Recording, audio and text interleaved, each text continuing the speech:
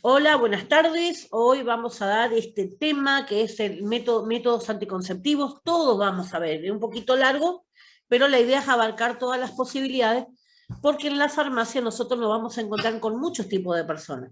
¿Sí? Dentro de ese grupo de personas que no está a favor de los métodos anticonceptivos, también se les puede orientar con los métodos naturales. Los métodos naturales existieron desde siempre, ¿sí? El tema es que o no lo enseñan bien o no lo implementan bien, y por eso tantas fallas. Pero en realidad siempre va a ser una reducción. O sea, no es lo mismo tener 10 hijos a tener 4, ¿sí? A eso es a lo que voy. O sea que por más que lo implementen mal, puede ser que sea un poquito más salteado la cantidad de hijos que les toque. Así que bueno, vamos a ir viendo los distintos métodos. Arrancamos primero con una introducción general de todo lo que significan los métodos anticonceptivos. Bueno, dice, la Organización Mundial de la Salud va a definir la salud sexual y reproductiva como el tener relaciones sexuales que sean gratificantes, o sea, que sean gratas, no en contra de la voluntad, y enriquecedoras, sin coerción, o sea, sin obligarle a una persona y sin temor de infección ni de un embarazo no deseado, o sea, disfrutar del sexo. Esto es un tema medio tabú, porque durante generaciones se le enseñó, sobre todo a las mujeres, que no podían disfrutar de tener sexo, ¿sí? Entonces muchas cargan, digamos, como ese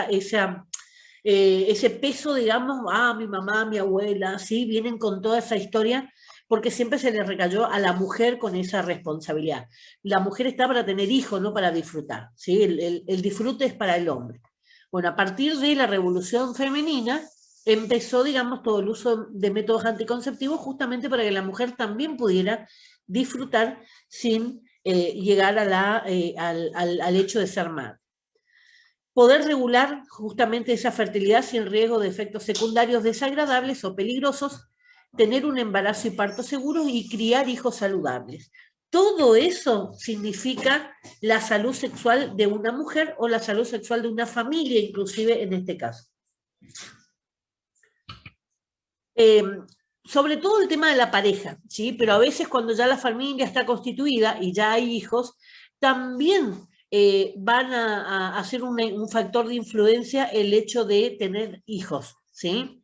Normalmente, bueno, quieren tener un hijo, no quieren tener dos, de golpe le apareció un segundo embarazo, o sea, hay miles de circunstancias que en cada una de las familias se pueden ir presentando y que pueden generar que esa relación sexual al final termine siendo una campaña de pelea en la casa. Bueno, dice, no leo arriba, la Conferencia Mundial de los Derechos Humanos, fíjense, en 1968 es cuando empezó todo este tema de el reconocimiento de lo que es la sexualidad. Recuerden que hay todavía lugares en África donde se le mutila el clítoris a la mujer porque la mujer no puede sentir, ¿sí? Para ser una buena mujer, para ser una buena madre, una buena esposa no tiene que sentir, o sea, todavía hay, digamos, lugares donde esto ocurre. Los padres tienen el derecho fundamental de determinar libremente el número de hijos y los intervalos entre los nacimientos. Esto es lo que le permite los métodos anticonceptivos, poder regular, poder decir, bueno, quiero 2 hijos, quiero 3 hijos, armé mi plan, estos son los hijos que puedo mantener. Y también, digamos, tenemos que tener en cuenta los que no quieren cuidarse, ¿sí? Los que quieren tener muchos hijos por X motivo, ¿sí? Van a encontrar de todo.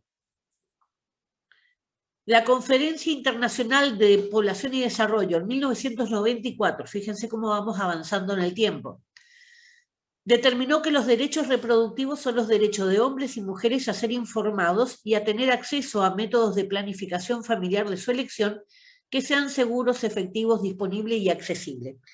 En el anterior, que era la década del 60, se hablaba de familia. ¿Por qué? Porque veníamos también con ese mandato de que el sexo era dentro de un ámbito familiar, ¿sí? O sea, tenía que estar casada para poder tener sexo. Ya en el año 94 se cambia esa visión y se lo plantea como que es un derecho de hombres y de mujeres por separado y que no necesariamente sean formando una familia.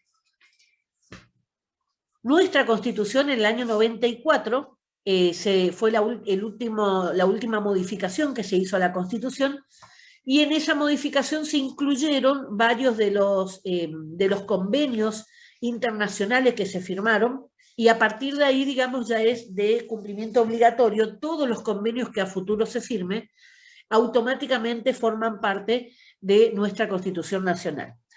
Esto por ahí mucha gente no lo sabe, ¿sí? Entonces, si lo va a buscar literalmente en la Constitución no lo va a encontrar, pero lo que dijo la modificación es que todos los convenios internacionales, o sea, los que se firman con la ONU, lo de discapacidad, lo de derecho de la mujer, los derechos del niño, los derechos del trabajador, los derechos civiles, todos esos tratados que se hacen internacionalmente forman parte de la Constitución, incluso la abolición de la pena de muerte, ¿sí? Que eso también es un debate que siempre veo por las redes, que piden pena de muerte para los violadores, que esto lo otro no se puede hacer porque Argentina está adherida a la abolición de la pena de muerte.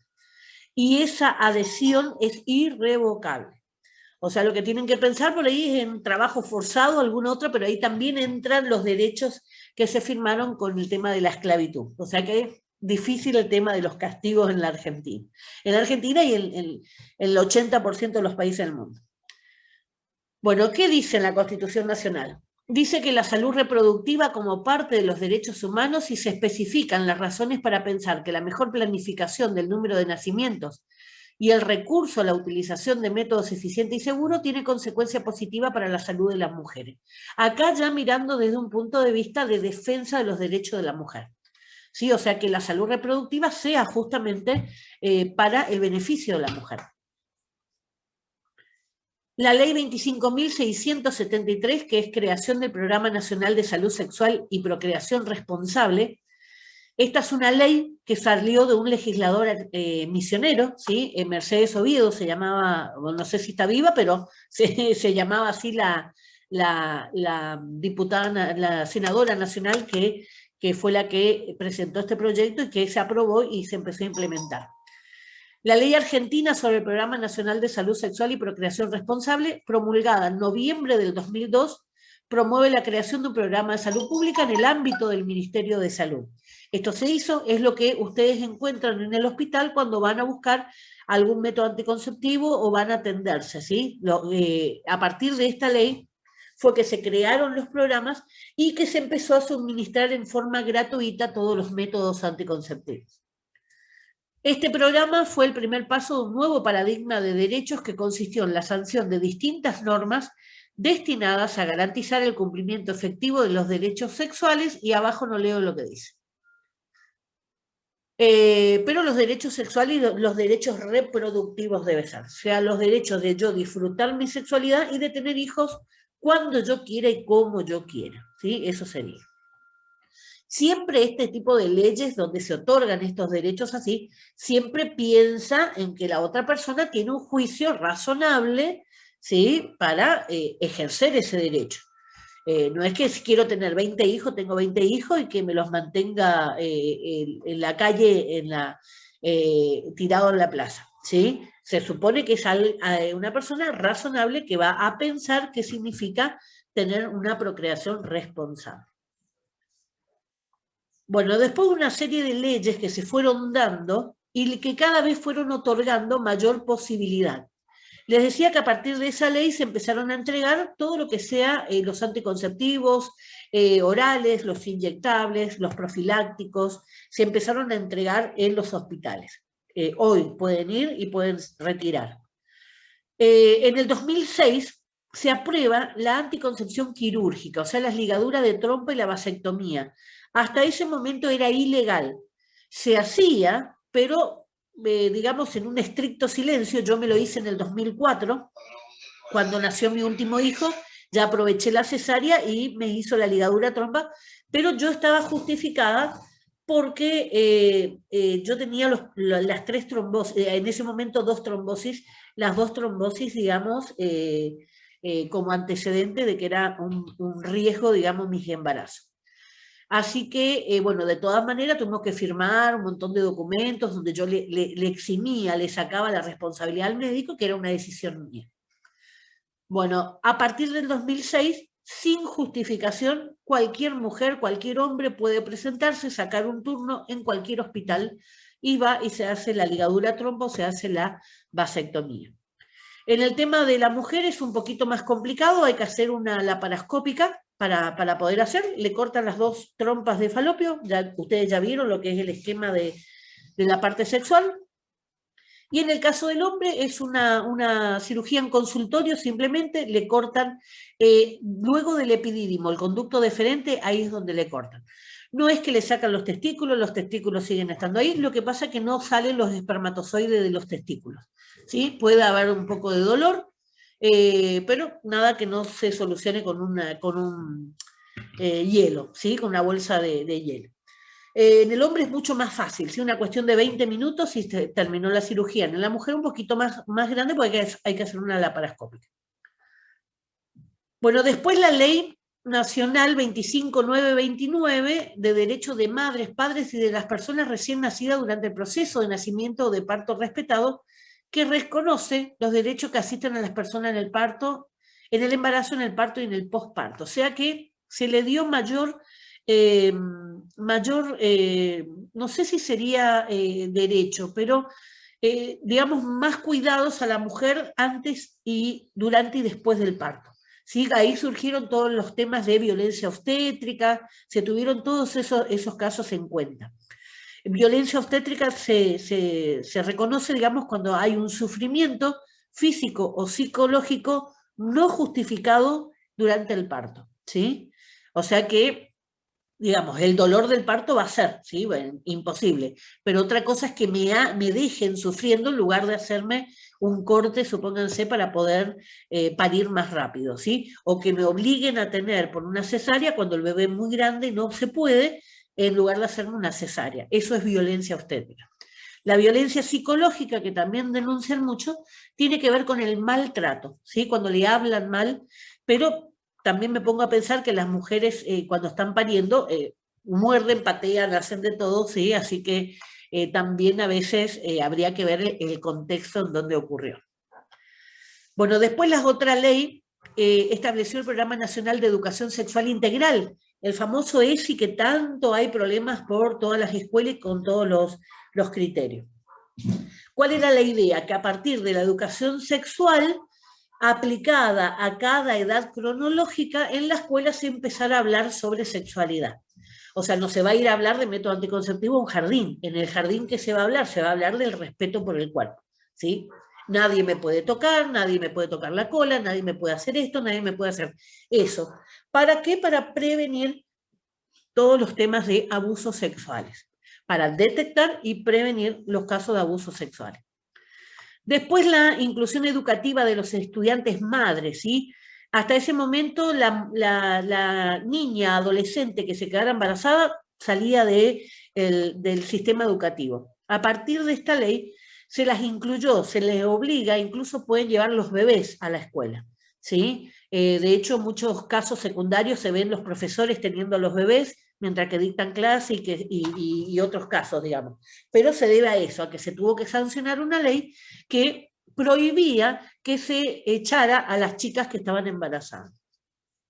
Luego viene el matrimonio igualitario, la ley para prevenir, asistir y eliminar todas las violencias contra las mujeres, y en el 2012 se sancionó la ley de identidad de género. O sea, todo eso son las leyes que se fueron sancionando, otorgando diferentes derechos. Hoy podemos encontrar en apariencia un hombre que pueda estar pariendo, ¿sí? Entonces, por eso hablan, más que nada, en lugar de parturienta, hablan de persona gestante, ¿sí? Por ahí mucho no le entiendo la justificación, pero bueno, se reconoce, digamos, porque si se autopercibe como un hombre, no quiere que le digan mujer, ¿sí? No quiere que le digan parturienta, pero de todas maneras está teniendo un hijo, así que sería una persona gestante. Bueno, ¿qué es lo que vamos a ver en todo este contexto, ¿sí? de estas leyes y demás? Vamos a ver, primero un repasito de las generalidades anatómicas y fisiológicas, repasito porque ya lo vimos en sistema urinario. Los métodos naturales, los métodos de barrera, los métodos químicos, los métodos quirúrgicos y los métodos hormonales. Vamos a tratar de hacer lo más didáctico y lo más agradable posible para que no se me aburra. Vamos a la mujer. ¿Recordamos cómo era el sistema reproductivo en la mujer? tenemos una entrada, ¿sí?, a la vagina.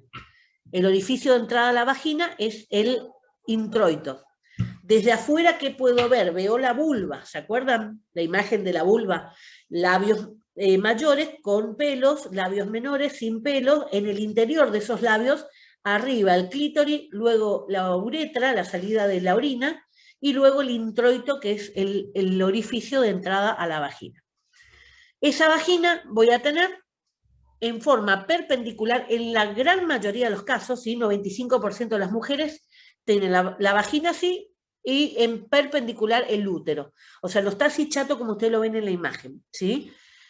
El ovario a 90 grados, y ese útero, y ese útero está conectado a 2 trompas de falopio.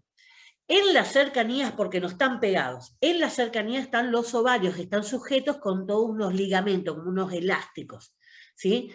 Esos ovarios van a ovular, según el periodo de la mujer, va a ovular uno de esos, a veces hay multiovulación, pero lo normal es que sea uno a la vez, y van a ser arrastrados porque todas esas trompas de falopio tienen como unos pelitos que generan un arrastre, ¿sí? una corriente.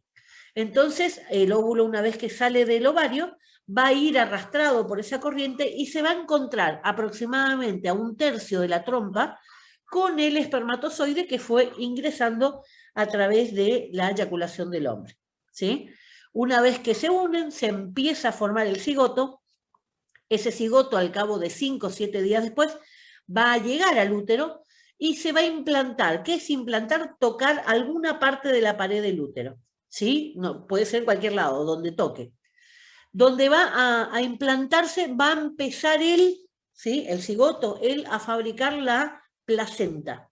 Con esa placenta es la que va a adherirse a la pared del endometrio y va a chupar todo lo que necesite, ¿sí? Un vampirito, va a empezar a chupar todo lo que necesite en la sangre. Esa placenta se va a formar el cordón que va a unirse, va a formar el cordón y el feto en el final de ese cordón. Todos los nutrientes que va necesitando los saca de la sangre, ¿sí? Y recuerden todas las clases que fuimos dando, todo lo que tomamos, todo lo que comemos, todas las drogas que consumimos se va a pasar por esa misma sangre y le llega al bebé en la misma concentración que ustedes.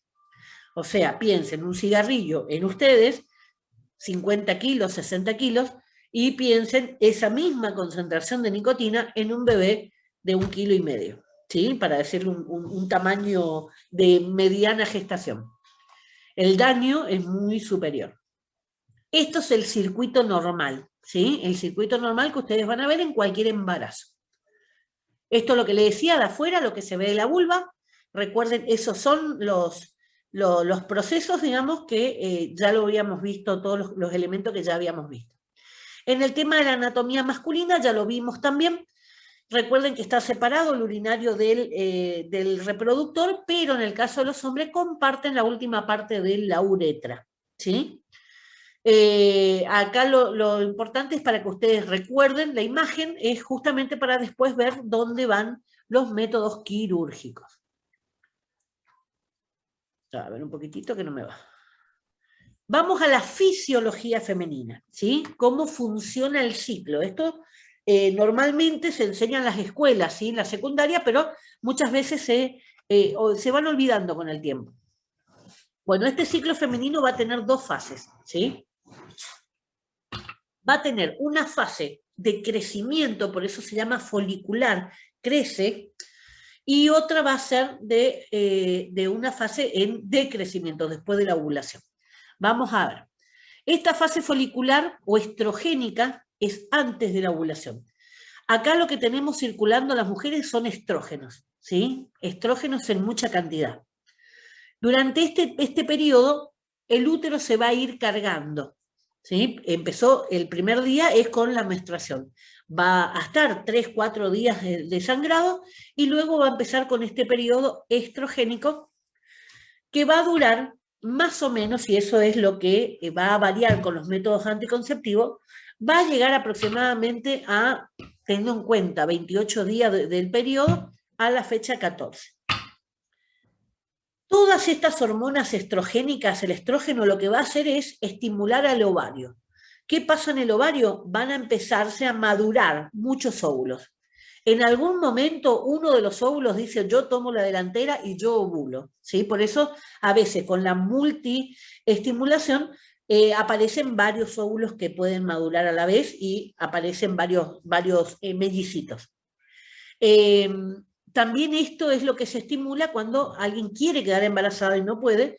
Esto es la estimulación ovárica, ¿sí? O sea, le doy muchas hormonas para que ese ovario esté, digamos, en constante alarma y estén todos preparándose para ovular.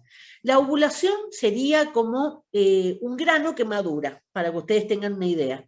Por eso muchas mujeres cuando ovulan sienten dolor. ¿Por qué? Porque se rompe la pared de ese ovario y sale al exterior ese óvulo. En el dibujito de abajo, ¿sí? Ustedes ven unas líneas, que es la concentración de las hormonas, cómo fluctúan, y van a ver abajo un dibujito que muestra cómo es la ovulación. A la mitad del ciclo, entonces, vamos a tener ese proceso, la ovulación. ¿Por qué se produce esa ovulación? Porque si ustedes ven esa línea rosa que hace un pico un día antes de la ovulación, es la hormona luteinizante. Esa hormona luteinizante es una hormona que lo que hace es justamente darle el punto final, ¿sí? Darle el punto final a la ovulación para que justamente largue ese óvulo, ¿sí? O sea, aparece esa hormona en las 24 horas, se produce la ovulación. Después ustedes van a ver una línea gruesa, morada, que esa es la progesterona, que ven que está chata. Todo el tiempo está chata hasta la ovulación. Y después de la ovulación recién hace un pico y empieza a subir. Esa es la progesterona. Y esa es la otra hormona que va a tomar el comando en la segunda mitad. O sea que esta primera mitad, antes de la ovulación, yo tengo el crecimiento, ¿sí? El crecimiento del óvulo, el crecimiento de la pared del útero, ¿sí? Porque se va preparando todo para embarazarse. Recuerden siempre, el cuerpo siempre va a tratar de embarazarse. La función que tiene es embarazarse. Todo lo que hacemos para engañarle, pero ellos a su vez buscan otros métodos para engañarnos a nosotros. Bueno, luego de la ovulación, tenemos la ovulación, vamos a ir a la segunda fase. La segunda fase es la que aparece después de la ovulación y es la que toma esta hormona, la que está con la línea morada gruesa, que es la progesterona. Esa progesterona va a marcar todo lo que tenga que ver con el mantenimiento del embarazo. Mientras que esté la progesterona circulando, el ovario se queda quietito, ¿sí? ¿Por qué? Porque estamos embarazados, ¿se entiende? O sea, mientras que esté la progesterona dando vuelta en sangre, el ovario va a estar quietito. Vamos a ver que la segunda mitad del dibujito de abajo se va formando un cuerpo lúteo, se llama. Es la cicatriz donde ovuló. Ahí va a formar un cuerpo amarillo que está lleno de progesterona y estrógenos, lleno, pero más que nada progesterona. Esa progesterona es lo que va a mantener el embarazo, ¿sí? Se está preparando para el embarazo todo el tiempo. Si hay una implantación, ¿sí? Después, como le decía, que venía el cigoto y se implantaba, si hay una implantación, ese cuerpo lúteo sigue y va a seguir estando hasta que la placenta del bebé tenga suficiente tamaño como para formar sus hormonas y mantenga solo el embarazo. Mientras tanto, va a ser el ovario con ese cuerpo lúteo el que le va a ayudar al embarazo, ¿sí? Si no hay embarazo, ese cuerpo lúteo cicatriza y listo, no pasó nada.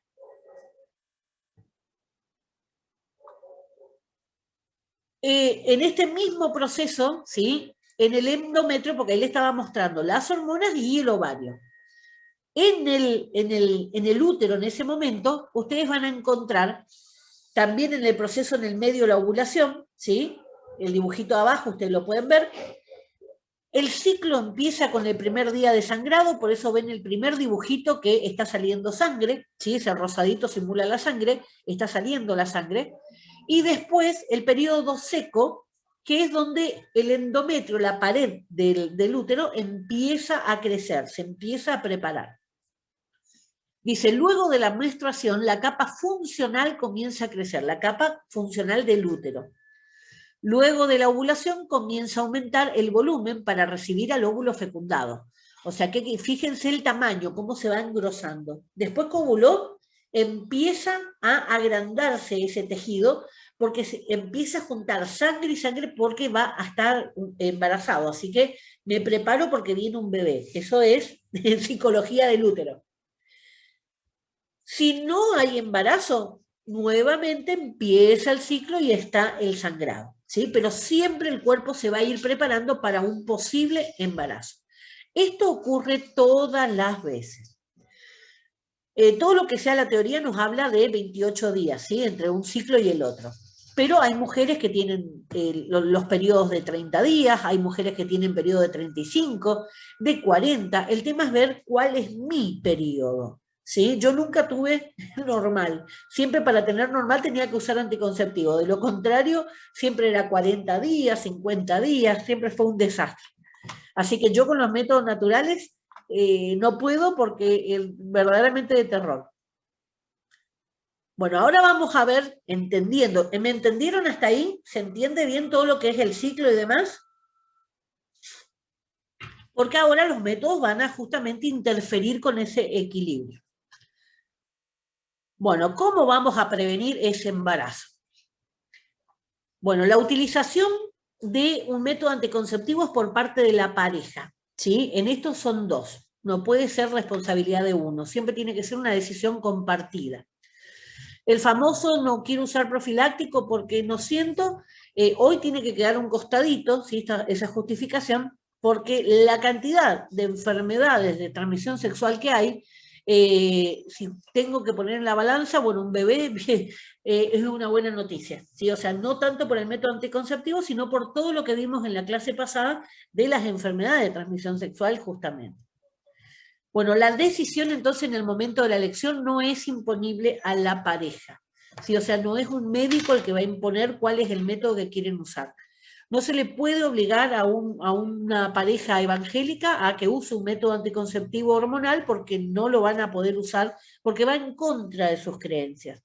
Entonces la idea es enseñarles y orientarles para que puedan tener una sexualidad lo más sana posible sin llenarse de hijos. La anticoncepción tiene como fundamento planificar la vida reproductiva y la participación del equipo de salud se basa en la necesidad de prevenir para evitar situaciones no deseadas. O sea, la idea es tratar de prevenir los embarazos. El tema es que por ahí no le llega toda la información o la gente no está dispuesta a recibir toda la información o recibir pero no le da importancia. Hay miles de factores que se puedan dar que la gente no cumple y después se terminan embarazando. Ay, me falló el anticonceptivo. El anticonceptivo es muy raro que falle, ¿sí? Lo que falló fue la administración de las drogas. Bueno, entonces, lo principal, no hay un método ideal, no va a existir nunca un método que sea ideal, siempre va a haber algunas pro y contra, y el tema es que hay que buscar cuál es el más adecuado para esa pareja, ¿sí? Parámetros a cumplir. Los parámetros que se tiene que cumplir es uno que sea eficaz, o sea, que sirva para prevenir el embarazo, que sea reversible en lo posible, salvo los quirúrgicos, pero hoy por hoy los quirúrgicos también podemos hablar de que siguen siendo, digamos, no reversibles, pero sí puedo seguir teniendo hijos. ¿Por qué? Porque si me saco un óvulo, lo hago una fertilización asistida y luego me coloco en el útero, estoy embarazada y no tengo las trompas. ¿Sí? O sea que hay posibilidades. El hombre se hace una vasectomía, pero después incluso hay cirugía ahora de reconexión, pero también se puede sacar espermatozoide directo del testículo y también puede tener una fecundación in vitro. O sea, hay formas de revertirlo si verdaderamente quiero revertirlo. Tiene que ser bien tolerado, o sea, si le da alergia, si le genera algún tipo de problema psicológico, incluso alguna de las partes tampoco sirve. Tiene que ser aceptado, si yo acepto, cumplo con el régimen que tengo que hacer, tiene que ser seguro y tiene que permitir cumplirlo, porque si está fuera de las expectativas de lo que yo puedo hacer, tampoco va a servir. Bueno, los parámetros clínicos que hay que tener en el momento de elegir un medicamento o un método. La lactancia. Si la mujer está lactando, está amamantando al bebé, no se pueden usar cualquier anticonceptivo. Hay anticonceptivos exclusivos para la mujer que amamanta. ¿Cuál es la diferencia principal? Es que este tipo de anticonceptivos no tiene estrógenos, ¿sí? Va a tener solamente progesterona. Recuerden que cuando hay progesterona circulando en sangre, el ovario queda quietito, no ovula nada. Entonces es una forma de controlar el embarazo porque no hay ovulación. Si están posparto sin amamantar o posaborto. ¿Por qué? Porque hay trastornos de coagulación. ¿Sí? En todos esos procesos, tanto de un parto como de un aborto, va a haber trastorno de coagulación.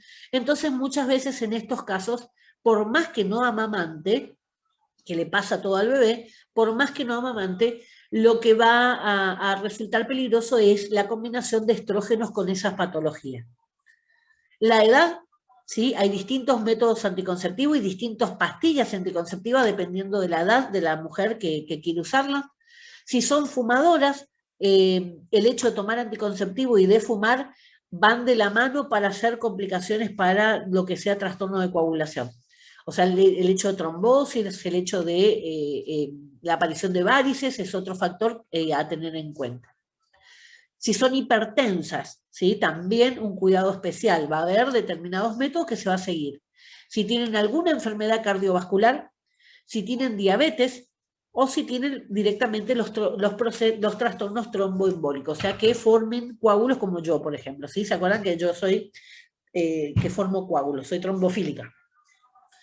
Bueno, no el mismo anticonceptivo sirve para todo. Entonces, lo que le sirve a mi prima no me sirve a mí. Tengo que ver mis características para ver cuál es el más adecuado para mí. ¿Qué se tiene que tener en cuenta? ¿Sí? ¿Qué problemas puede tener la mujer y qué hay que tener en cuenta antes de recetar un medicamento, un anticonceptivo? Si existe hiperlipidemia, o sea, mucha cantidad de lípidos en sangre, tiene colesterol alto, tiene triglicéridos altos, ¿sí? Un análisis, lo que debería hacer el médico sería hacer un análisis general, un chequeo general, para ver en qué condiciones está, ¿sí? Que tenga algún tipo de enfermedades de la mama, o sea, algún tipo de nódulo. ¿Por qué? Porque hay hormonas que van a estimular la aparición de cáncer de mama.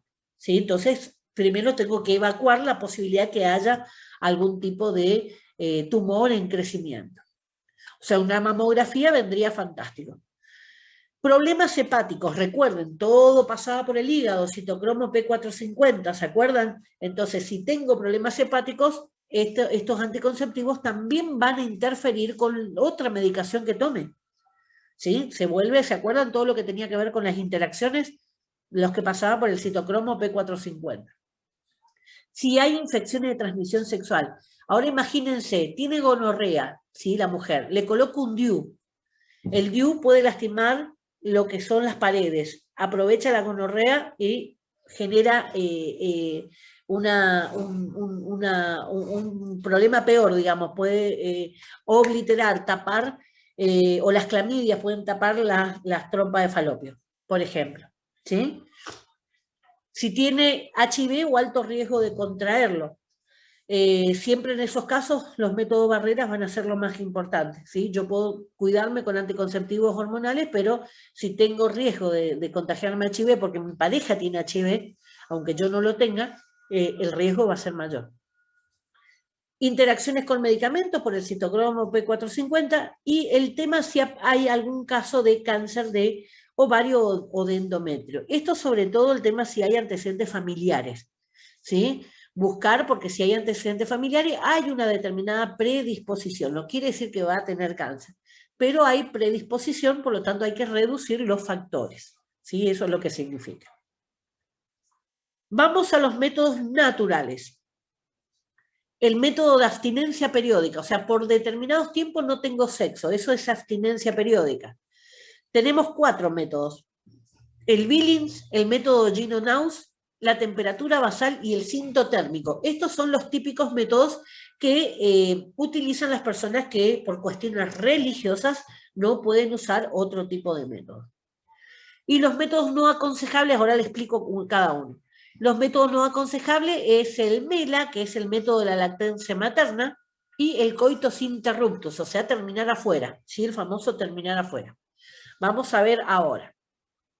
Método de Billings. El método de Billings se basa en lo que ustedes ven en la fotografía. ¿Qué es eso? Mido, ¿sí? Mido cómo está mi moco cervical, no moco de la nariz, mi moco cervical, o sea, el moco que yo puedo sacar de la vagina sin estar toqueteándome, ¿sí? Porque si me estoy toqueteando, lo que puedo sacar es mi propia excitación, ¿sí? O sea que voy a controlar cómo está ese moco, ¿sí? Y si yo puedo hacer lo que está haciendo la figura, separar por 1 centímetro al dedo, señal de que estoy ovulando o próximo a ovular. Ahí no tengo que entrar, ¿sí? Esta es la etapa fértil, esta es la etapa que hay mucho moco, tipo clara de huevo, está húmedo, está blandito, ¿sí? Suelen decir los hombres, ay, está precioso para estar adentro, se siente re bien. Bueno, es un engaño, no entre, es el canto de la sirena, ¿sí? Ahí no entre. Después de este proceso, después que ya pasó el peligro de la ovulación, va a venir una etapa infértil o seca, que ese moco ya no lo puedo estirar. Ese moco va a quedar más como si fuera un tipo maicenoso, ¿sí? Y cuando yo lo intento despegar los dedos, se me rompe. Eso quiere decir que no hay probabilidad de que ese espermatozoide pueda avanzar por ese moco que está tan reseco, ¿sí? No está reseco del todo, pero ya le es imposible. El espermatozoide necesita que esté así, como la clara de huevo. Entonces con eso se mueve fácilmente. ¿Estamos hasta ahí? Ese es Billings. Vamos al método Gino-Naus. Este es un poquito más complicado. Dice que la ovulación ocurre entre los sangrados en forma más o menos constante entre 12 y 16 días antes de la próxima menstruación. O sea, el problema es cuando yo voy a menstruar, ¿sí? Si soy constante cada 28 días, fácil, ¿sí? Ahí es fácil la mitad del ciclo. Pero si yo no soy estable como yo, por ejemplo, que tenía 40 días, 50 días, entonces ahí es donde empieza el problema para poder fijar cuál es el margen que yo pueda tener sexo. Recuerden que esto es determinar cuáles son las etapas más riesgosas para no tener sexo ahí. Por eso tiene que ser un consenso con la pareja, porque si la mujer le dice, no, que estoy en mi día fértil, y el marido dice, no, igual hacemos, y no hay método que sirva. Bueno, ¿qué se tiene que hacer? Primero sacar un promedio, ¿sí? Sacar un promedio cuánto dura mi sangrado en los últimos 6 meses.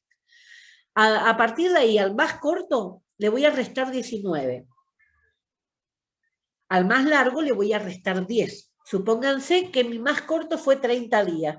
Le resto 19, me queda 11 días, ¿sí? Día 11.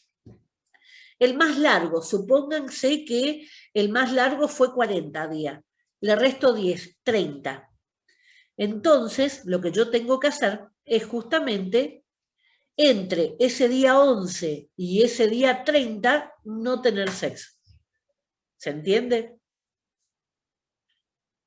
Avísenme si no se entiende, ¿sí? Al más corto le resto 19, al más largo le resto 10, y esas dos fechas son las que yo en el medio no puedo tener sexo. O sea, desde el día 11 hasta el día 30, yo no puedo tener sexo porque hay mucho riesgo de embarazo.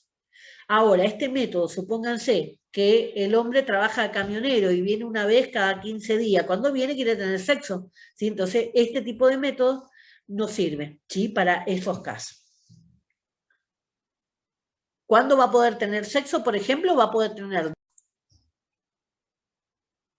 Bueno, entonces en este método, si al más corto le resté 19, me quedó 11 días, al más largo le resté 10 y me quedaron 30, del 11 al 30 no puedo hacer nada, solamente voy a poder tener sexo entre el 1, ¿sí?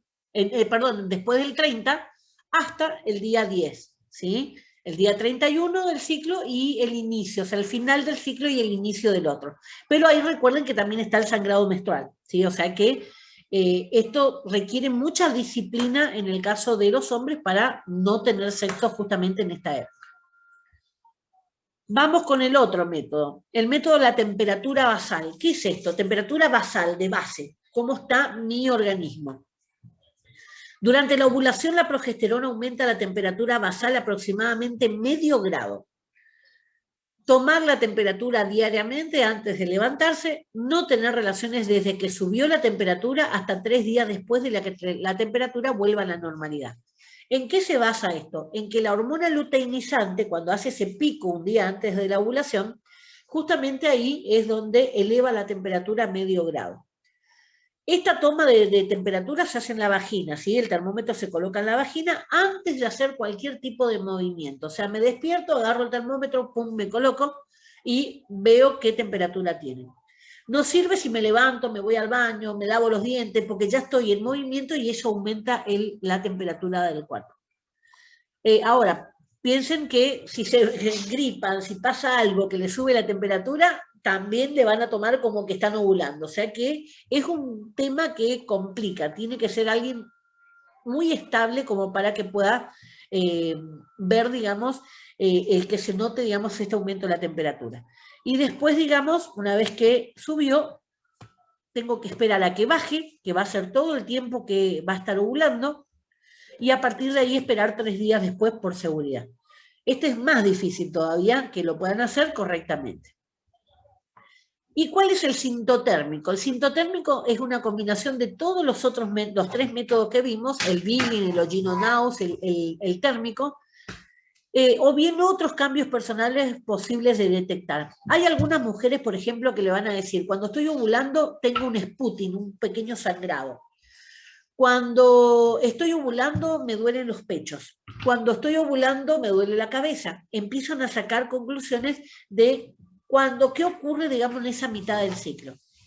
En algunos es tan constante que lo pueden registrar fácilmente y eso les sirve para saber si están ovulando o no. Dice, se basa en que la abstinencia se inicia ante el primer signo de fertilidad que pueda detectar la mujer, lo que sea, el aumento de la temperatura, el moco, el dolor de cabeza, el dolor de mama, lo que sea que genera el riesgo, digamos, de que pueda embarazarse. Esos son los métodos, ¿sí?, naturales. El método de la lactancia materna prolongada, se llama método MELA, se le llama por método de lactancia materna, se basa en que la prolactina es una hormona que es la que va a hacer que la mama crezca durante la adolescencia y después va a hacer que la mama secrete la leche, ¿sí? Esa prolactina es una hormona femenina que va a actuar en esos casos específicamente. Mientras que esa hormona esté activa, se va a frenar tanto la ovulación como la menstruación. Por eso las mujeres que recién parieron y están amamantando suelen no menstruar hasta 6 meses. Este método suele ser muy efectivo y es como se cuidaban nuestras abuelas, por eso ustedes ven, por ejemplo, que los hijos eran cada 2 años. ¿Por qué? Porque daba el tiempo, le daban la teta al bebé y hasta que se volvía a embarazar, más o menos daba la vuelta a los 2 años. Se tienen que cumplir 3 criterios en forma muy estricta. Primero, no estar sangrando, no tener sangrado menstrual. Segundo, dar de mamar cada 3 horas, ¿sí?, incluida la noche, o sea que todo el tiempo haya esa secreción de prolactina en un nivel estable en el cuerpo. Y siempre va a ser más seguro esos primeros 6 meses del bebé. Hay alguna que esto le resulta más meses, pero los primeros 6 meses son los principales que van a tener esta capacidad. O sea que este es un método que se ha usado mucho, no se prestaba mucha atención, pero lo que se pudo comprobar es que mientras que esté la prolactina, se inhibe la ovulación y la menstruación. O sea que aquellas mujeres que no quieran dar de mamar a su hijo, están también, digamos, más expuestos porque hay ovulación. Bueno, el coitus interruptus, ¿sí?, el favorito de los hombres, consiste en retirar el pene de la vagina antes de iniciarse la eyaculación. El tema, sí, esto es más viejo que cualquiera. Hasta en la Biblia está cuando hablaba, no sé si Isaac o qué, que decía que tiró sus simientes por la tierra. ¿Qué quiere decir? Que derramó su semen afuera de la mujer. No tuvieron en cuenta, para hablar de esto, de lo que es la uretrorrea. ¿Qué es la uretrorrea? Es ese pequeño líquido, le suelen decir la gota del deseo, ¿sí?, cuando está excitado el hombre, que suele mojar la punta del pene. esa descarga es lo que el organismo del hombre va a fabricar con todas las válvulas, iba a decir, las glándulas, ¿sí? ¿Se acuerdan que había todas unas glándulas que segregaban líquidos, ¿sí? Formando ese semen? La próstata era la principal, pero también había otras glándulas seminales y demás que aportaban. Bueno, esa gota es como una lubricación, una limpieza que se hace a todo lo que sea la uretra, porque recuerden que también por la uretra pasa la orina. La orina es ácida y los espermatozoides no viven en el ácido, ¿sí? Entonces lo que hacen es limpiar. Eso es la famosa gota del deseo. Pero esa gota del deseo tiene aproximadamente 500 millones de espermatozoides, ¿sí? O sea, perdón, 500.000 espermatozoides. Una eyaculación normal puede ir entre 3 millones y 5 millones aproximadamente de espermatozoides. O sea, es un montón saliendo a correr.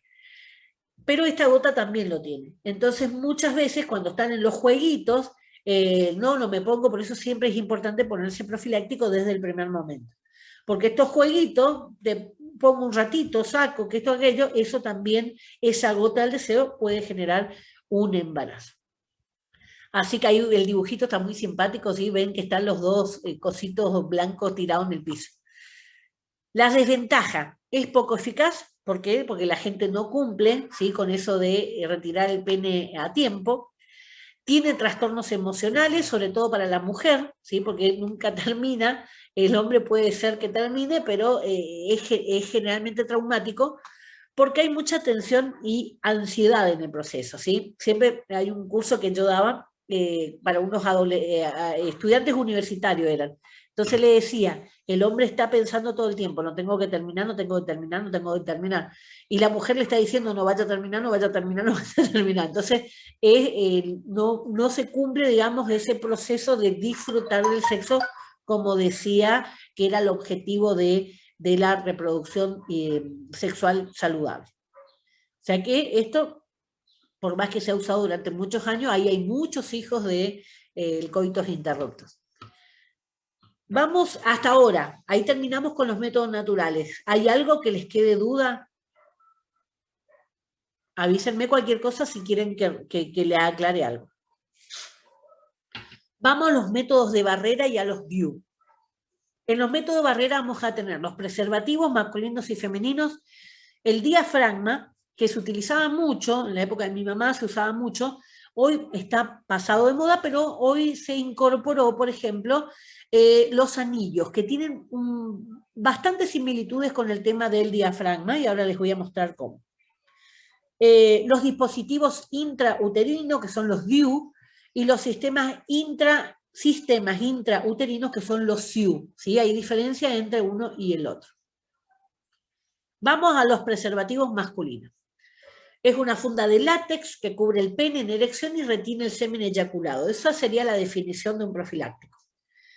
Hay que utilizarlo desde antes de la penetración, de cualquier tipo de penetración, chichoneo, como le quieran llamar, jueguito, lo que quieran. No utilizar ni vaselina, que fue un error muy común, ¿sí? Los hombres adultos normalmente iban a pedir un pote de vaselina y un profiláctico, ¿sí? Sin saber que la vaselina perfora el profiláctico. Entonces, si se quiere más lubricación, se tiene que acompañar con lubricantes acuosos, ¿sí? Se vende eso, e incluso hay muchos profilácticos que vienen con un sachet de lubricante apto para ese profiláctico. Ustedes pueden encontrar distintos tipos de profilácticos, ¿sí? Van a encontrar profiláctico para sexo oral sin ningún material graso. No sé si inflaron alguna vez esos globos de Paraguay que venían como saborizados, que tenían como un polvito, que tenía un gusto. Es muy similar a eso. Suele ser no muy agradable, pero de hecho las personas que necesitan por ahí, las prostitutas incluso, inventaron todo un proceso para usar profiláctico mientras que hacían sexo oral sin que el hombre se diera cuenta, porque el hombre no quería usar profiláctico. Ellas se ponían el profiláctico en la boca y cuando le hacían el sexo oral se lo colocaban y ni siquiera se daban cuenta. No utilizar ningún tipo de cremas, nada, la crema Pons de la abuela que está en la mesita luz, nada de eso, ¿sí? siempre usar los lubricantes acuosos como se recomienda. Suena asqueroso, pero jamás reutilizar los preservativos, ¿sí? Es para un solo uso. En el caso de la mujer, por más que digan que se puede usar varias veces, se puede usar varias veces en el coito, en el momento, pero no es que voy a usar hoy, guardo y después uso mañana, ¿sí? En el momento puede tener varias relaciones a la vez. Controlar la fecha de vencimiento, aunque no lo crean, tiene fecha de vencimiento, así que hay que vigilar.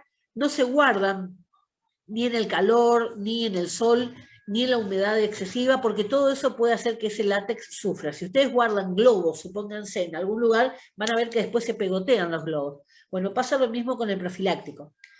Cuando lo guardan en el bolsillo, en la cartera, y tienen por años ahí en la cartera, cámbienlo porque se pinchan. Ahí ustedes ven una serie de profilácticos. Acá en Paraguay vivían diciendo el forro musical, la gente se metía porque pensaba que le iba a salir tipo tarjeta navideña, una musiquita, y no, se llamaba así para llamar la atención simplemente, era un profiláctico común. Les decía que hay profiláctico para sexo oral, hay profiláctico para sexo vaginal, normal, digamos, y hay profiláctico para sexo anal, que viene mucho más revestido y viene con un lubricante, mayor cantidad de lubricante, digamos, como para que sea más grata la relación. Después pueden encontrar otros tipos de profilácticos que tienen texturas, que tienen sabores, que tienen olores particulares, que tienen, para aquellos que son alérgicos, son hipoalérgicos. Hay una serie, digamos, a disposición, Camaleón, Prime, todo eso tienen una amplia gama. Arriba ustedes van a ver la imagen de un profiláctico femenino, ¿sí? En el profiláctico femenino es como una cartuchera. De un lado está cerrada, del otro lado está abierta. El fondo cerrado es lo que yo me voy a colocar, como muestra ahí la imagen, me voy a colocar a la vagina, ¿sí? Lo más hondo que pueda, y afuera va a quedar el anillo más grande. Ese anillo más grande supuestamente es flojo, si no es que se ajusta como el profiláctico masculino. Ese anillo afuera tiene que cubrir, ¿sí? Todo lo que sea la entrada del introito, ¿sí? De la vagina tiene que cubrir todo y parte de los labios. Ahora, muchos se colocan esto y después le raban la entrada del pene. Entraba por el costado del profiláctico, o sea que era lo mismo que nada. Otros en el fulgor del movimiento iban mandando el profiláctico para adentro y terminaban completamente adentro del profiláctico. O sea que es muy difícil en ese sentido, digamos, de los cuidados que se tenga que hacer, por eso no es que tuvo mucho éxito este profiláctico, pero está en el mercado. Estos preservativos femeninos, entonces, una funda de poliuretano, es distinto al plástico. Posee un anillo flexible en cada extremo, el extremo más grande que cubre el clítoris y labios mayores y menores. Utilizar desde antes de la penetración, jamás reutilizar. Desventaja, difícil de colocar, el costo relativamente alto, o sea, es mucho más caro que un profiláctico masculino. Vamos al diafragma. ¿Hay dibujitos o no? No le puse dibujito, ahí está. Ese es el diafragma, lo que ustedes ven arriba, ¿sí? Ese es un diafragma. Era ese dispositivo circular con una superficie cóncava, ahí se colocaba la crema anticonceptiva y se colocaba en el fondo de la vagina para tapar la entrada al útero, ¿sí? Esa era la idea. Se toma con medida, o sea, el ginecólogo tenía que tomarle la medida a la vagina y en base a ese tamaño hacerle comprar el número, ¿sí? Porque venía por número. Vuelvo arriba. Entonces, una forma circular de látex rodeada por un anillo flexible de alambre que se ajusta a esas paredes vaginales. Se tiene que usar con espermicidas, se tiene que insertar hasta 8 horas antes de la relación sexual, antes, ¿sí? Tiene que estar ahí porque tiene que justamente estar ya colocado bastante tiempo antes de la penetración. Y el tema es que después no se tiene que retirar hasta 8 horas posteriores. ¿Qué pasaba? Y le pasó a mi mamá, y siempre cuento, y mi mamá dice, qué vergüenza que esté contando esto. Quería usar, iban a tener sexo, quería usar el diafragma y no encontraba. No estaba en el estuche, así como vieron la imagen, venía en un estuche, no estaba en el estuche, empezaron a buscar. Había sido que tenía colocado todavía dentro de la vez anterior que habían tenido sexo, porque tenía que esperar supuestamente sacarse al otro día. Pero bueno, estuvo ahí no sé cuántos días, estuvo metido dentro de la vagina.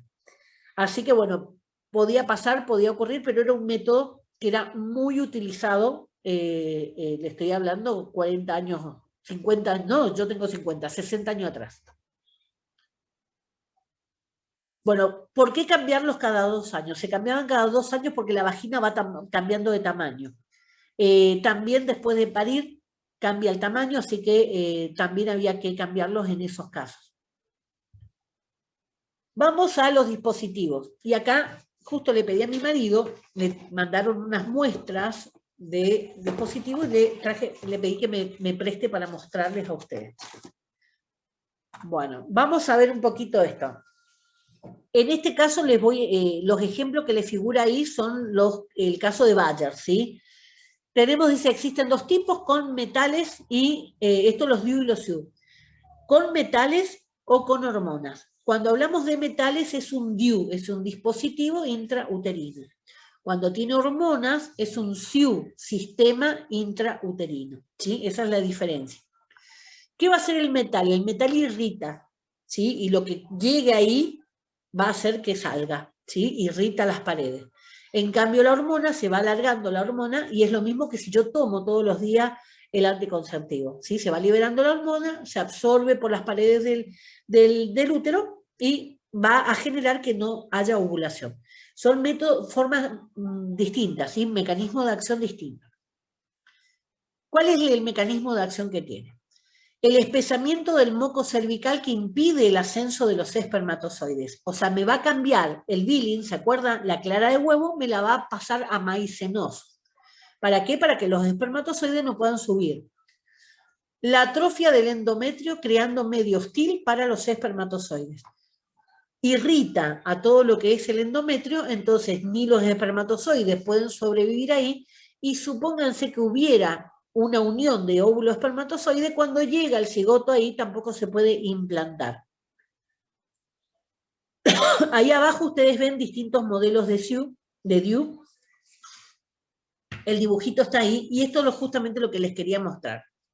Bueno, en este caso, acá estos son, le voy a poner ahora cerca a la cámara, estos son simuladores de vagina, ¿sí? Fíjense que este es el tamaño, ahí sí lo ven por la luz, perdón, de vagina, de útero, perdón. Este sería de una persona una mujer que ya ha tenido hijos, y este es de una persona que no tuvo hijos todavía. Si ustedes prestan atención, la diferencia, les vuelvo a poner, es el cuello del útero. Fíjense que ahí está finito el cuello del útero, y en este caso el cuello del útero es más ancho. Entonces va a haber diferencia porque va a ser, la mujer que ya tuvo hijos es más fácil la introducción, ¿sí? En cambio el otro, el espacio es más chiquito. Esto que ustedes ven acá, que parece una herramienta, no sé si se ve bien con la cámara, capaz que no. Bueno, este es les muestro más cerquita, un colocador del DIU. Y el DIU es lo que está acá en esta puntita. Esto acá es el DIU. Y todo eso otro es como una pistola que va a colocar. Lo que sucede, o lo que debe suceder, supónganse en este útero que simula, ¿sí? Este último pedacito tiene que ingresar y coincidir acá con el útero. Cuando se ingresa,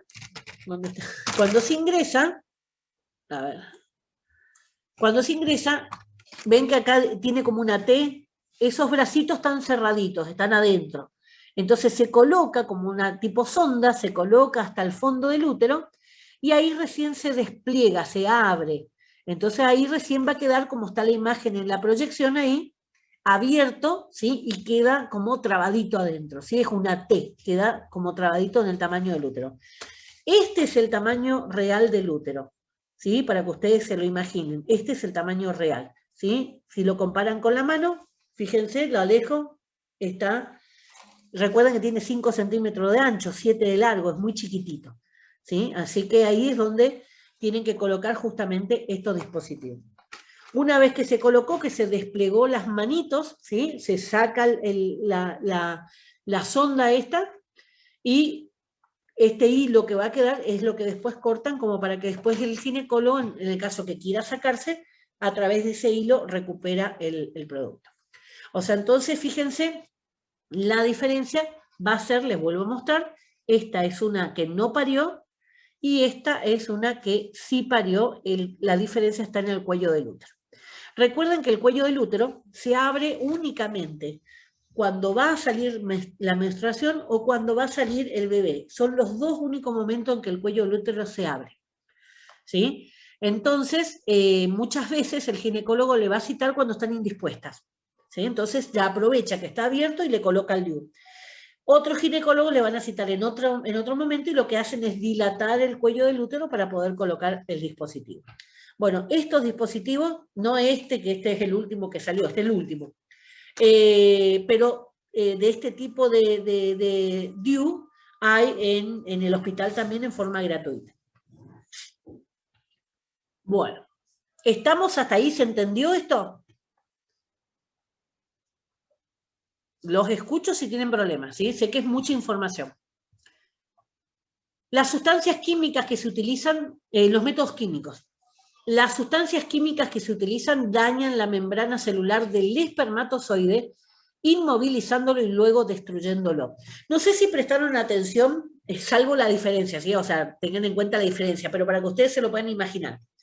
Hay una propaganda de lociones para piojos, donde muestran que le tiran la loción al piojo, y el piojo primero se mueve y después queda cada vez más quietito y queda quietito del todo. Bueno, una forma similar es como actúan este tipo de sustancia química. Le van a afectar a la membrana del espermatozoide y el espermatozoide se mueve, ¿sí? Vieron que siempre los dibujitos y en los videos donde se muestra el movimiento de los espermatozoides tienen esa cola y por los movimientos del cuerpo y de la cola se van moviendo, ¿sí? Van nadando, como si fueran renacuajitos, le digo yo. Bueno, este tipo de químicos lo que hace es detenerlos, ¿sí? Los afecta en esa membrana y impide que se puedan mover, por lo tanto se van a ir muriendo de a poco. Algunas de las drogas que se utilizan son justamente el monoxinol 9 y cloruro de benzalconio. Puede aparecer en varios tipos de formas, puede haber cremas, jaleas, óvulos, espumas, tabletas, esponjas en bebidas. A través del tiempo, digamos, muchas han aumentado, digamos, se han usado más tiempo y otras fueron dejadas de lado porque eran incómodas. El tema de los óvulos había que colocarse y había que esperar que el óvulo se derrita, ¿sí? O sea que primero tenía que esperar por lo menos 10-15 minutos a que el óvulo se pudiera derretir. Y normalmente dejaba, digamos, con las experiencias que nos contaban, era muy divertido cuando hay cursos y empiezan a contar sus anécdotas, con el tema de los sonidos, porque eso se va haciendo, se derrite, es una materia grasosa como cualquier óvulo o supositorio, entonces era digamos, bastante traumático el tema después de la limpieza. Pero, digamos, fueron épocas también, hoy no es que se ve mucho, pero puede llegar a pasar. No realizar lavados, ¿sí? De 6 a 8 horas posteriores, no lavado de afuera, lavado de adentro, ¿sí? O sea, no sacar esas cremas hasta que cumpla, digamos, el tiempo para poder matar esos espermatozoides. Este tipo de químicos son los que se usaban con el diafragma. Me olvidé de decirle en el momento el diafragma. Hoy se usan los anillos. Los anillos también es un anillo que está cargado con hormonas, que es flexible, si yo lo puedo doblar, me lo coloco en el fondo de la vagina y durante 3 semanas la voy a tener ahí. Después de esas 3 semanas lo voy a retirar, ¿sí? Eso sería, durante esas 3 semanas que está el anillo adentro, va a ir largando pequeñas cantidades de las hormonas. Cuando me lo quito, el cuerpo pierde esas hormonas y aparece el sangrado menstrual, ¿sí? Cíclico, después vuelvo a ocupar. Es lo mismo que tomarme la pastilla durante 21 días y 7 días no tomo, ¿sí? Es lo mismo. Bueno, ahí ustedes ven algunos de los ejemplos, ¿sí? Las esponjas, lo que ustedes ven arriba, tienen esa formita, ahí tienen los óvulos abajo, la crema directamente para utilizar con un aplicador, con una jeringa, ¿sí? Distintos métodos, digamos, que se han usado. Vamos a los métodos quirúrgicos. Dice, son aquellos que al realizarse el hombre o la mujer evitan permanente y definitivamente la fecundación. El definitivamente ahora es un poquito más light, ¿sí? O sea, hay formas de quedarme embarazada igual, ¿sí? Después, si yo quiero tener un hijo, puedo hacerlo por sacándome los óvulos y haciendo fertilización asistida. El hombre también puede sacarse los espermatozoides y hacer fertilización asistida. Incluso el hombre ahora está viendo algunas posibilidades de hacer una reconexión del tubo. Bueno, ¿qué se basa este método? En la ligadura o sección, o sea, o la ato o corto, ¿sí?, de las trompas de falopio o del conducto deferente en el hombre. El conducto deferente era el que salía del testículo. Estaba el testículo, recuerden la imagen, el testículo, el epidídimo, que es donde se concentran los espermatozoides, y después de ahí salía el conducto deferente que sacaba fuera del escroto, de la bolsa donde están los testículos. En nuestro país, hasta el 2006 se requería autorización escrita, ¿sí? Ahora ya no, a partir de ahí cualquiera se puede ir a hacer. Está indicado en caso que la vida de la mujer peligre, ¿sí? Ahora no, hasta ese momento era por ese motivo, pero ahora es cualquiera que quiera hacerse. Bueno, ahí ustedes ven en esas secciones donde se corta, donde les muestra la imagen, lo que se puede hacer es cortar, por eso corto y ato los extremos, es lo que ustedes ven arriba, y abajo ustedes ven lo que es una ligadura, ¿sí? Torcer. Por eso muchos decían, la ligadura se puede desligar. Bueno, por eso el corte va a ser más definitivo, ¿sí? Y bueno, le sacan un pedazo justamente para que no haya una posible reconexión. Bueno, en el caso del hombre, ahí recuerden, la imagen está clarita, pero se lo puede ver, está resaltado la parte que se necesita, ¿no? Ustedes ven que está el testículo, está el epidídimo donde concentra, y el conducto deferente ahí, justo a la salida del testículo, es donde se hace el corte. Una incisión chiquita, se corta, se hace, ¿sí? No hay ningún tipo de problema. Lo que se saca, digamos, justamente es ese canal, digamos, un pedazo del tubo, justamente para que no se una accidentalmente. Entonces va a seguir habiendo producción de hormonas, producción de espermatozoides, no es que el hombre quede impotente, queda todo lo mismo, pero solamente va a quedar concentrado en los testículos. Ahora, ojo, durante las eyaculaciones va quedando, durante todo ese conducto, van quedando espermatozoides. Entonces, después de la vasectomía, lo que se recomienda sigue siendo el uso profiláctico hasta un mes después de la vasectomía, por cualquier posible espermatozoide que ande por los conductos dando vuelta, ¿sí? Recién a partir de ahí se considera que ya el riesgo es mínimo y ya no debería haber ningún espermatozoide circulando. O sea, no es que me voy a hacer hoy la ligadura y mañana puedo tener sexo sin ningún tipo de problema. Vamos a los métodos hormonales. Ya nos falta tanto. Las hormonas que se utilizan en la anticoncepción son el estrógeno y la progesterona, o sea, derivados de eso, ¿sí? O productos sintéticos que simulan los estrógenos y la progesterona natural. Son de origen sintético o semisintético, ¿sí? Por eso son, digamos, no las hormonas naturales, sino que algunos derivados de eso. La presentación puede ser en inyectable, puede ser en comprimidos. Dentro de lo que son los comprimidos tenemos la mini píldora, que es la que se le llama a la que solamente tiene progesterona, la que se utiliza para el método, mientras que está amamantando. No es solamente para la mujer que amamanta, es para cualquier mujer que no pueda usar estrógeno. O sea, cualquier mujer con muchas varices, debería ser para cualquier mujer fumadora, para cualquiera que tiene ya antecedentes de coágulos y de trombosis.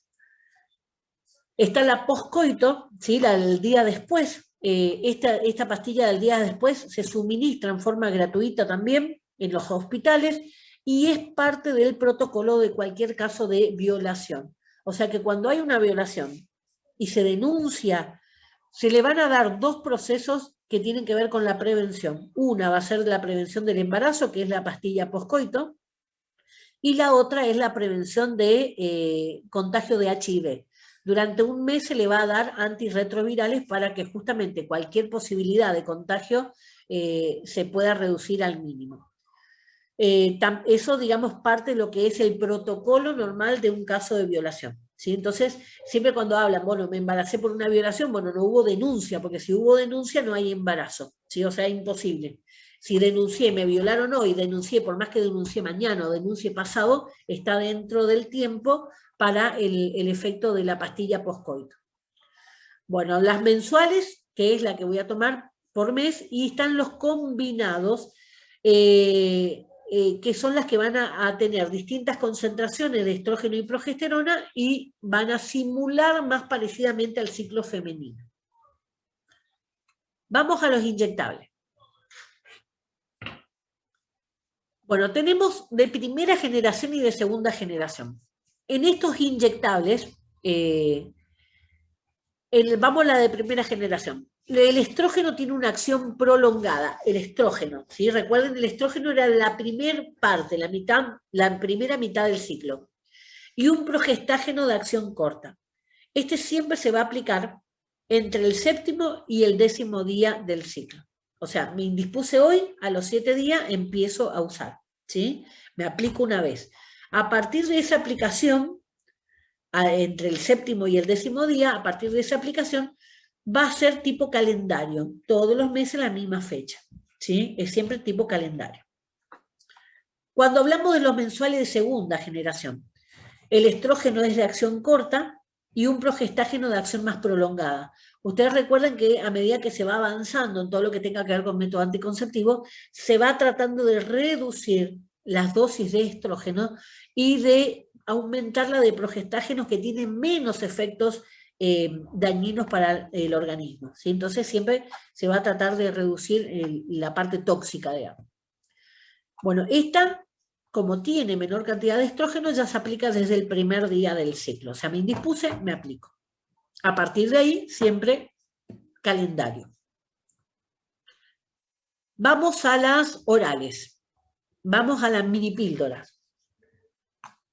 Las mini píldoras, ¿sí? Microconcentraciones. Dice, contienen solo progestágenos, son de administración continua a los 21 días del parto para empezar, o el primer día del ciclo, ¿sí? O sea, la primera vez que se indispone después del parto. Normalmente los primeros días del parto hay todo un cambio, y ese es el riesgo mayor, hay todo un cambio hormonal. O sea, la mujer estaba embarazada, tenía una carga hormonal, de golpe no está más embarazada, y hay como un reajuste de todo lo que tenga que ver con el sistema hormonal de la mujer. Entonces siempre en esa etapa, la famosa cuarentena, lo que más se recomienda justamente es no tener ningún tipo de sexo hasta que todas las hormonas vuelvan a su lugar. Algunos, bueno, plantean que es hasta que la vagina vuelva a su tamaño, que esto, que lo otro, puede ser secundario, pero el problema principal son el desequilibrio hormonal que tiene la mujer. Así que justamente esa, la idea de la cuarentena era darle tranquilidad, digamos, a esa mujer que se pueda recuperar. Vamos al postcoito. La pastilla del postcoito tiene alta dosis de estrógeno y progestágeno. Esto se va al otro extremo. Esto me da un shock, mucho. Se deben administrar dentro de las 48 o 72 horas de la relación sexual con riesgo, o sea, la que se me rompió el profiláctico, terminé adentro por accidente, fue una violación, lo que ustedes quieran, ¿sí? Pero siempre dentro de ese tiempo. Hay pastilla postcoito en el hospital también, pero obviamente no pueden esperar una semana para ir, ¿sí? O sea, si tuve hoy, no usé forro hoy, me tengo que ir mañana, ¿sí? Esa es la urgencia. Las mensuales, dice, contienen alta dosis de estrógeno de depósito, o sea que va a quedar depositado y va a ir largándose de a poco, asociado a un progestágeno. Se administran una vez al mes, el día 23 del ciclo, y después cada 30 días, o sea, después calendario. ¿Qué quiere decir calendario? Pues ya dije varias veces y no sé si me lo entendieron. Calendario significa, supónganse, en este mes me tocó hoy es mi primer día del inyectable, o es mi día 23 de la pastilla mensual. Hoy 15. El próximo 15 hago lo mismo. El próximo 15 o me aplico el inyectable o me aplico o me tomo la pastilla mensual, ¿sí? Eso es calendario. Ya no voy a vigilar cuándo me indispuse, cuándo no, sino que voy a seguir calendario. Bueno, acá tenemos los combinados. Los combinados vamos a tener distintos tipos, ¿sí?, de combinaciones. Por un lado tenemos los monobásicos, monobásicos o monofásicos también lo pueden encontrar. Estos monofásicos tienen la concentración igual todo el tiempo va a tener la misma. Entonces me da igual tomar la primera pastilla o la última, ¿sí? Porque es todo igual. ¿Cómo ustedes lo van a detectar fácilmente? A ver si le puse imágenes. Bueno, acá está, sí. Ahora les muestro. ¿Cómo lo van a ver? Porque tienen todas las pastillas el mismo color.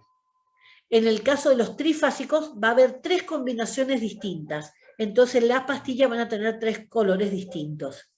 Y normalmente cuando hablamos de trifásico, sí van a tener una flechita, ¿sí? Donde me va a indicar dónde empiezo y dónde tengo que seguir tomando las dosis para que yo cumpla con esa curva que ellos están queriendo que yo tenga de hormonas. Los cuatrifásicos o dinámicos es la última clase de anticonceptivos que tiene 4 combinaciones diferentes de las drogas. Hay dibujito para que ustedes lo puedan ver. Estos son los monobásicos o monofásicos, cualquiera de las dos formas lo pueden encontrar. Ven que todas las pastillas son iguales. Se componen de estrógenos y progestágenos en dosis iguales. Acá va a haber una clasificación como macro, gran o micro, pequeño, ¿sí? En las macro dosificadas quiere decir que hay más de 50 microgramos de etinilestradiol. Etinilestradiol sería el sintético del estrógeno, ¿sí? Cuando hablamos de micro dosificado, tiene la concentración entre 35 y 15 del estradiol, ¿sí? Del etinilestradiol. Entre 35 y 20, entre ese 35 o 20, siempre voy a empezar, cuando estoy empezando con ese tipo de anticonceptivo, siempre voy a empezar el primer día del ciclo. ¿Por qué? Porque tiene baja concentración.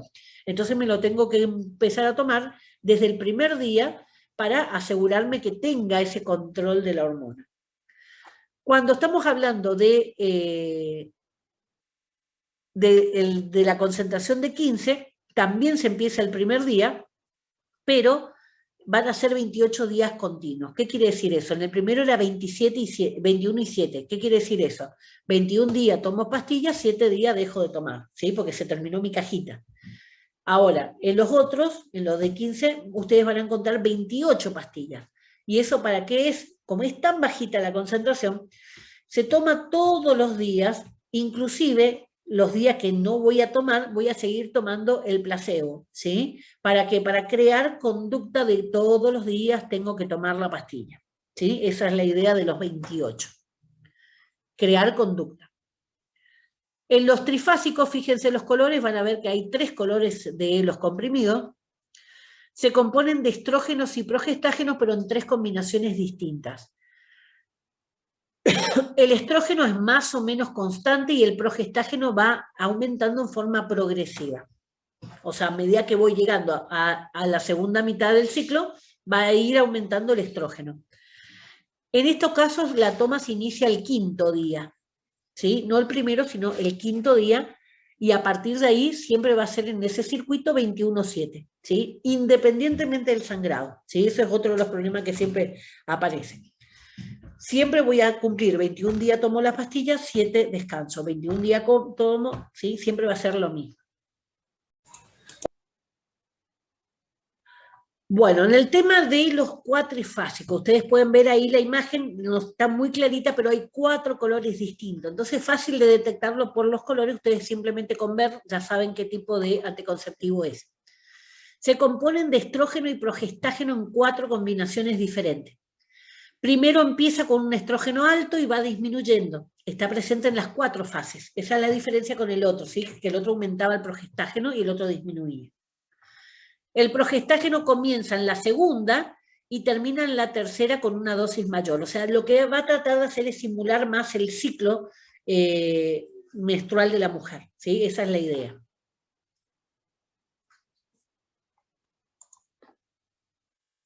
Bueno, acá en esto había preparado para un curso que fui a dar en Candelaria, para la población en general sobre método anticonceptivo, y le había sacado al visitador de Bayer, que es mi marido, por eso le saco todas las cosas, no se puede negar, pobrecito, le saqué justamente para llevarles, ¿sí? Ellos pudieron ver todos los anticonceptivos, todas estas marcas, y en pocas palabras, ¿sí? Esto es más didáctico, en pocas palabras, ¿para quién es? ¿Sí? Porque siempre se dice de que hay un anticonceptivo que es el adecuado para cada mujer.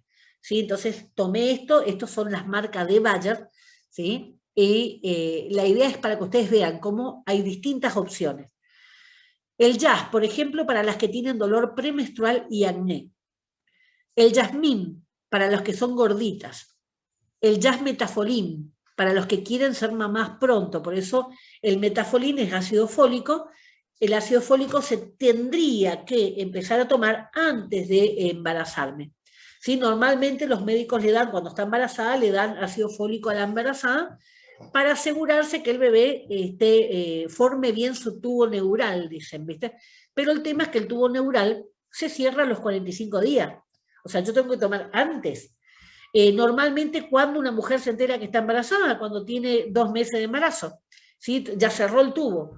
De todas formas, se le sigue dando ácido fólico porque el ácido fólico estimula la producción de los glóbulos rojos. Entonces, para que tenga una buena oxigenación la madre y el bebé. Pero si yo quiero hacer una prevención, el ácido fólico se tiene que tomar por lo menos 3 meses antes de embarazarme. O sea, parte de tener planificado mi embarazo, ¿sí? Eso también implica la planificación familiar. Preparar mi organismo, no tomar drogas, no tomar alcohol, ¿sí? Reducir el riesgo de que ese bebé tenga algún tipo de inconveniente. Bueno, entonces, jazz metafolín para las que tienen pensado pronto ser madre. Ahora no, pero dentro de 5 meses sí quiero. El Jasminel para las maduritas, el Mirele para todas, incluyendo a las maduras, sensible a los anticonceptivos. Hay algunas mujeres que son más sensibles a los anticonceptivos y dicen, bueno, me duele mucho el pecho, siento que me duele mucho cuando menstruo, tienen alguna sensibilidad particular, ¿sí? Alguna reacción alérgica que puede pasar también, pero digamos que sería para ese tipo. El Femiane para todas, incluyendo a las jóvenes sensibles a los anticonceptivos, la otra era la madurita. La Miranova para las maduras que necesitan regular el ciclo, o sea, llegan a los 40 años y tienen un día, se indisponen un ciclo de 15 días, después un ciclo de 50, o sea, no hay forma de regular, el Miranova les regula, ¿sí? Le hace tener cada 28 días. El microblar para las jóvenes que necesitan regular el ciclo, ¿sí? También se va a presentar mucho, las adolescentes que tienen desregulado el ciclo, y el Claira, que son las que se está usando para las premenopáusicas, o sea, cuando empieza todo el proceso inicial de la menopausia. La menopausia, ¿qué es? El final, cuando ya no sangro más, ¿sí? Pero hay todo un periodo previo que estamos alteradas, ¿sí? Pues estoy en esa etapa, estamos alteradas, que tenemos calor, que tenemos frío, que nos indisponemos mucho, que no nos indisponemos, que se saltea un mes, 2 meses, después aparece con todo, viene con todo. Desregulaciones hormonales que son típicas por el envejecimiento, ¿sí? O sea, la edad. Así que en ese caso, para regular estas cuestiones, este tipo de anticonceptivo sirve. Ahora, las que somos trombofílicas, ¿sí? No podemos usar estos anticonceptivos por el estrógeno, ¿sí? El estrógeno coagula. Así que yo, por ejemplo, la única opción que tendría de todas las pastillas sería las de lactancia, ¿sí? O sea, las que se le dan a las mujeres que están amamantando. El Diane 35 para las que tienen problemas hormonales, hirsutismo, pelo en la cara, ¿sí? Acné. El hirsutismo es por un exceso de hormonas. Recuerden que las hormonas también se fabricaban en la suprarrenal, ahí se fabrican femeninas y masculinas en todos los cuerpos, y muchas veces, digamos, hay mucha producción de testosterona en la mujer. Y una de las consecuencias que puede tener es el tema de aparición de barba, ¿sí? También se puede dar en aquellos casos que hacen fisiculturismo, que usan drogas para aumentar la masa muscular, también suele aparecer el hirsutismo, que es el tema del pelo. Bueno, y acné, aquellas chicas que tienen problemas con acné, a veces las viejas empezamos a tener problemas de acné también y se debe al cambio hormonal justamente. El microlud, que es para las que amamantan o tienen contraindicado el estrógeno. La mesigina, que es el inyectable, para las que prefieren inyectables, las analfabetas que no saben, no pueden seguir el orden, ¿sí?, de las pastillas que tienen que tomar, o las que no tienen uso de razón, por ejemplo, pacientes psiquiátricas. Entonces en esos casos, digamos, es más fácil un inyectable y se soluciona el tema. Así que, bueno, bastante ampliado, ven que hay una cobertura dependiendo de qué tipo de mujer estamos hablando. ¿Qué pasa cuando me olvido? Vamos a suponer que me olvidé una vez. Si me doy cuenta dentro de esas 12 horas, tomo y hago como que no pasó nada, ¿sí? O sea, uy, me olvidé tomar anoche. Uy, tomo hoy que me desperté y tomo ahora. Listo. Dentro de 12 horas tomo rápido. ¿Qué pasa si me tenía que empezar hoy y no tengo la pastilla? ¿Sí? Tengo que ir a comprar la pastilla y recién mañana me traen la pastilla.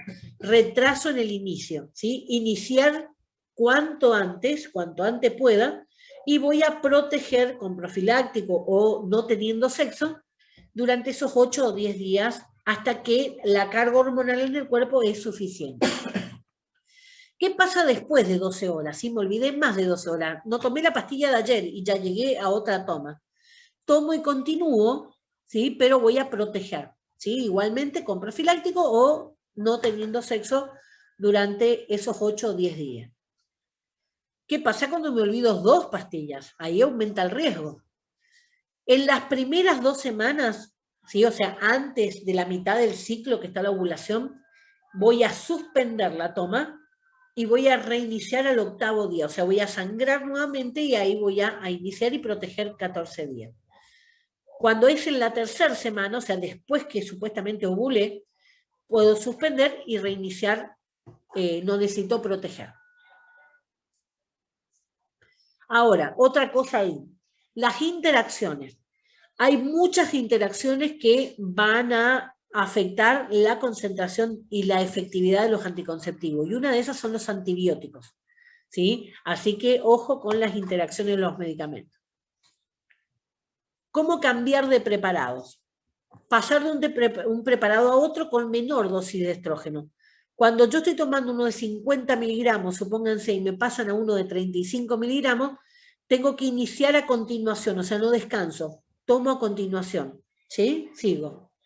Si voy a pasar al revés, ¿sí?, voy a pasar a otro con una mayor dosis o igual dosis, estoy en 35 y voy a tomar uno de 50, o estoy en 35 y voy a tomar otro de 35, puedo esperar el descanso y después empiezo a tomar la nueva caja.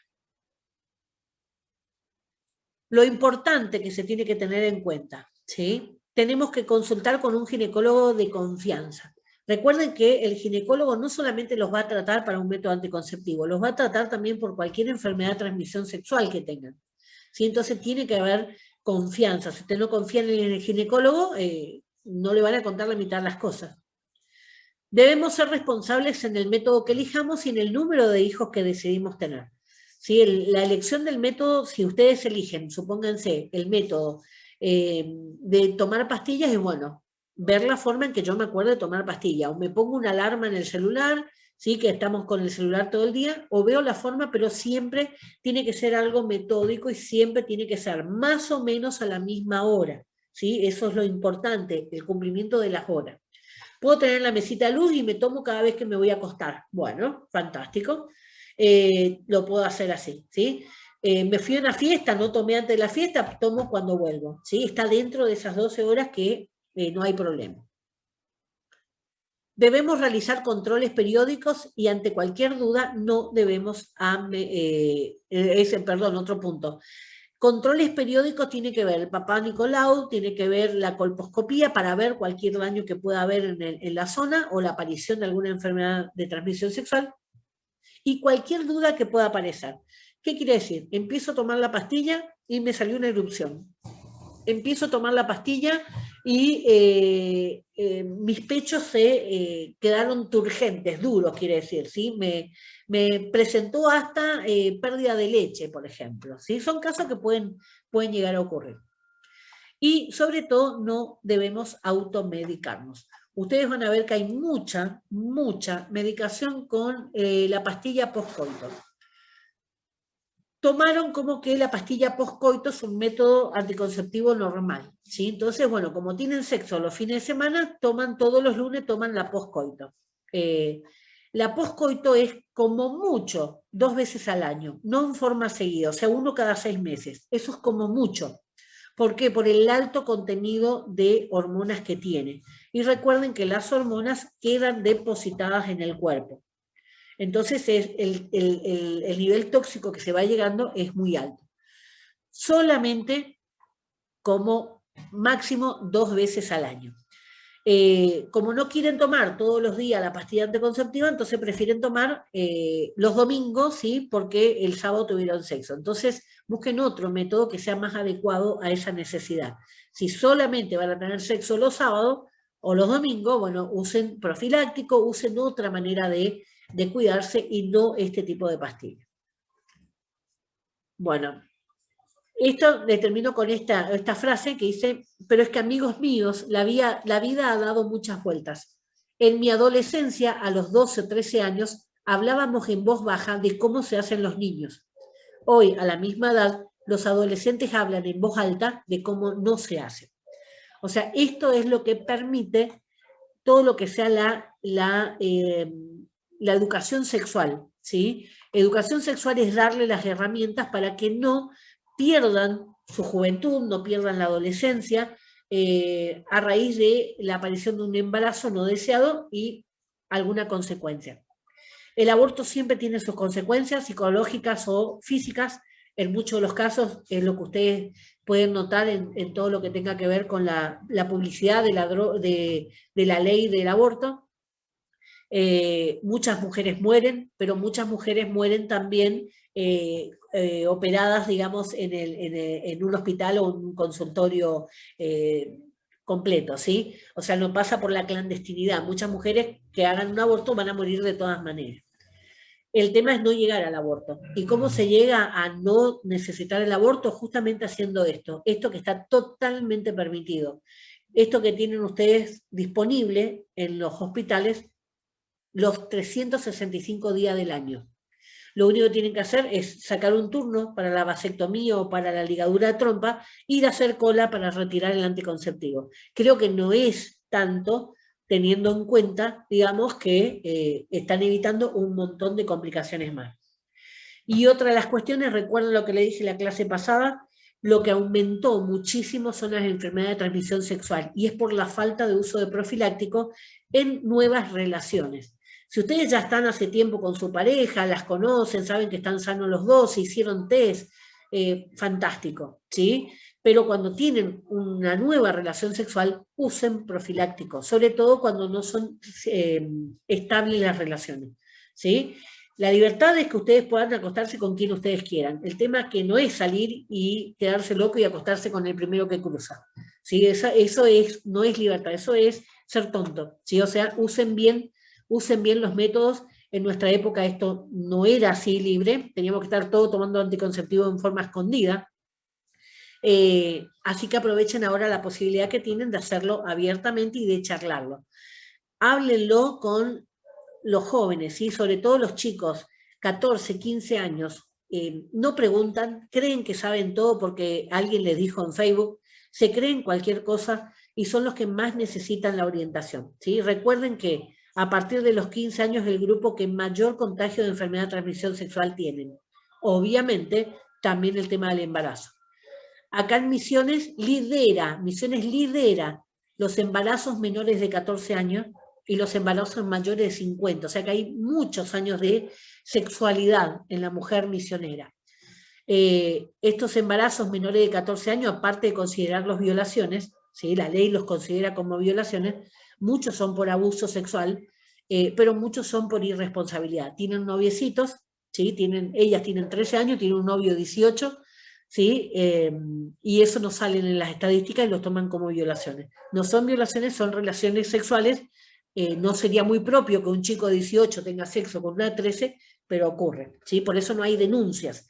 Si hubiera, como salió en toda la prensa en el 2018, casi 200 casos de niñas de menores de 14 años embarazadas, tenía que haber 200 violadores encerrados.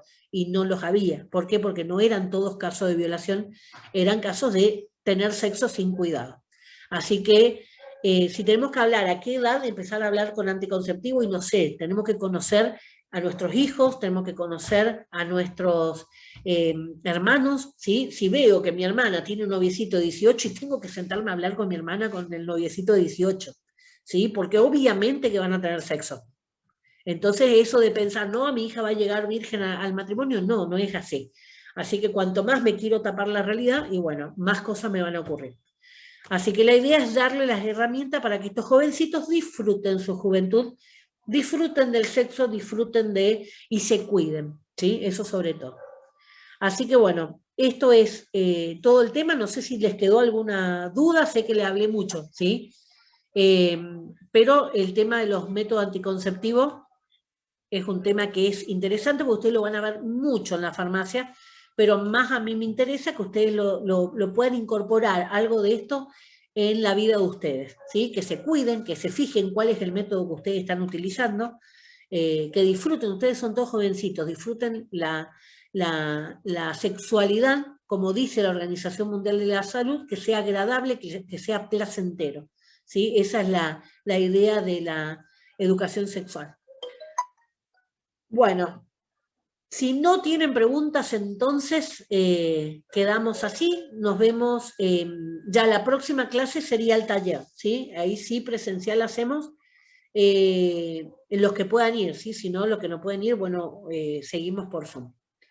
¿Estamos entonces? Bueno, nos vemos, chicos, entonces, chau, chau.